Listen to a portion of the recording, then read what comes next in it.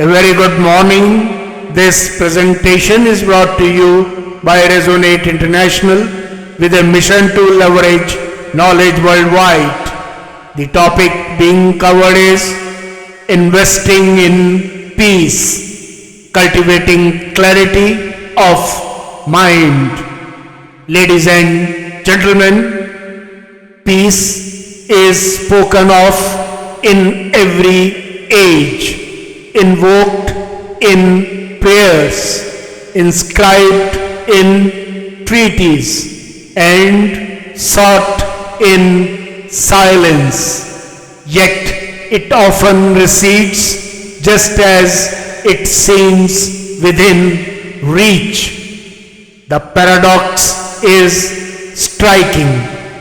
Peace is universally desired, but rarely sustained. Many begin to value it only when personally shaken by conflict or loss. Yet, peace is not a remedy to be applied after disruption. It is a foundation to be cultivated before it. True peace cannot be seized as an acquisition.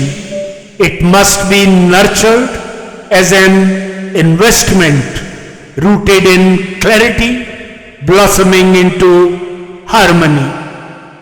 Modern science reveals that the mind generates tens of thousands of thoughts each day, fragmented, repetitive, and often fear-driven. Such turbulence shapes behavior, and behavior shapes society. The storms of the world mirror the storms of the mind. Ancient wisdom anticipated this truth as it said, "As is the mind, so is the world."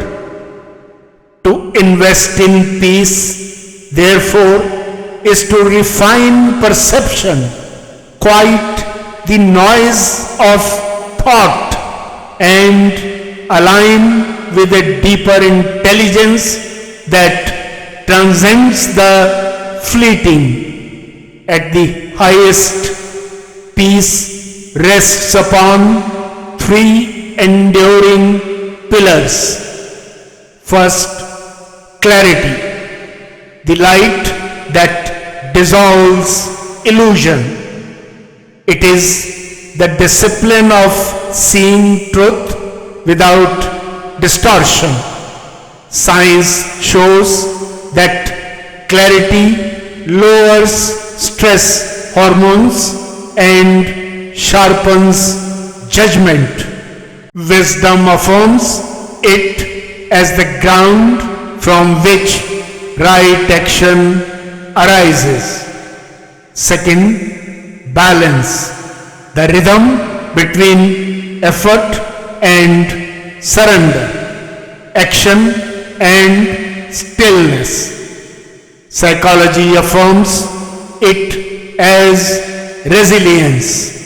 Ancient yoga extols it as harmony in living. Third, expansion, the flowering of consciousness beyond the narrow boundaries of self.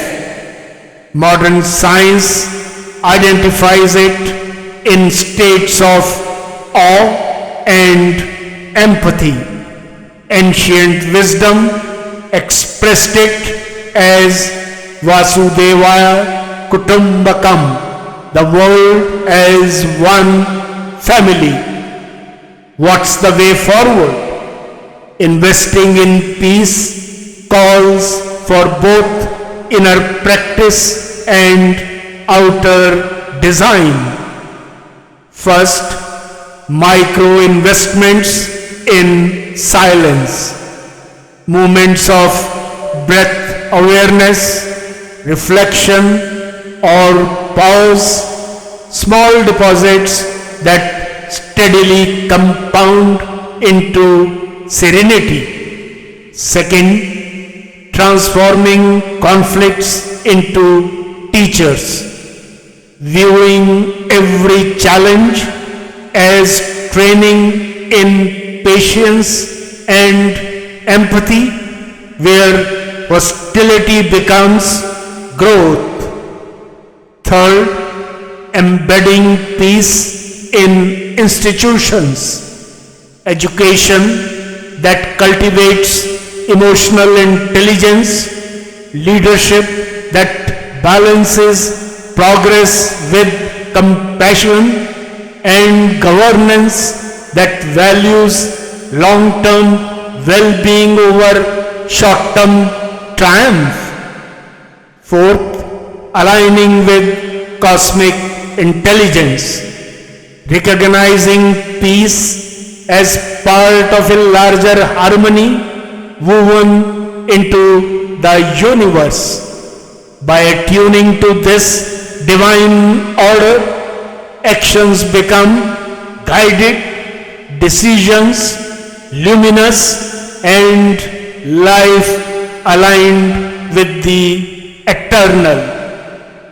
In conclusion, ladies and gentlemen, peace is not the absence of storms. It is the art of navigating them with equanimity. It is not retreat into silence, but advancing with clarity into action. To invest in peace is to build the architecture of a sustainable future. Lord Krishna in the Bhagavad Gita revealed the eternal key. Be established in yoga, O Arjuna. Perform action with detachment. Remain balanced in success and failure. Equanimity itself is peace. These words stir beyond time and culture, carrying the resonance of cosmic intelligence. They remind humanity that peace is not a prize to be won, but a state of alignment with the eternal rhythm of existence. When clarity illuminates thought, balance studies action, and expansion opens the heart, peace ceases to be elusive.